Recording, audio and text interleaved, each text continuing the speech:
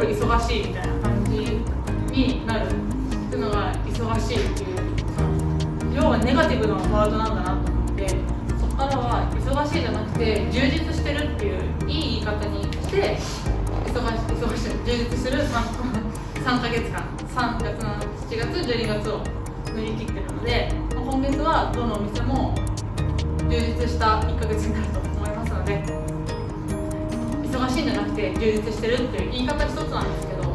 それこそ今のいいねとかもそうですけど、いいことを言えば周りのスタッフも言ってる自分たちもポジティブになれると思いますので、忙しいんじゃなくて充実してるっていう言葉をちょっと使ってみてください。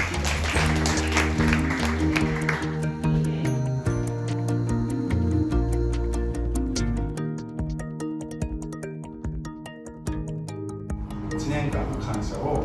お客様に伝えるっていうことなんですけど、来てくれたことを、来てくれるのは当たり前ではないと思うので、そこに感謝しつつ、感謝をすると、何かこう、感謝が返ってくるじゃないですけど、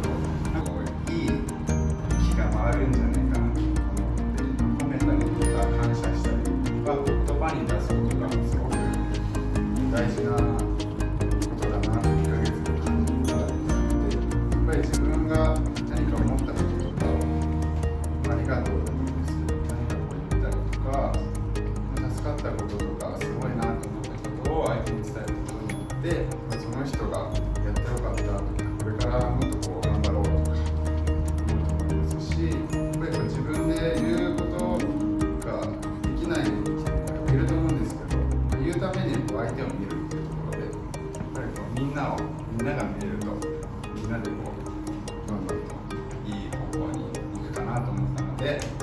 はい、皆さん周りのことをたくさん見て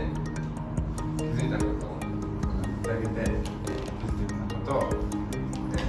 くさん発言できるスタッフになればいいかなと思いましたのでお話ししました。以上です。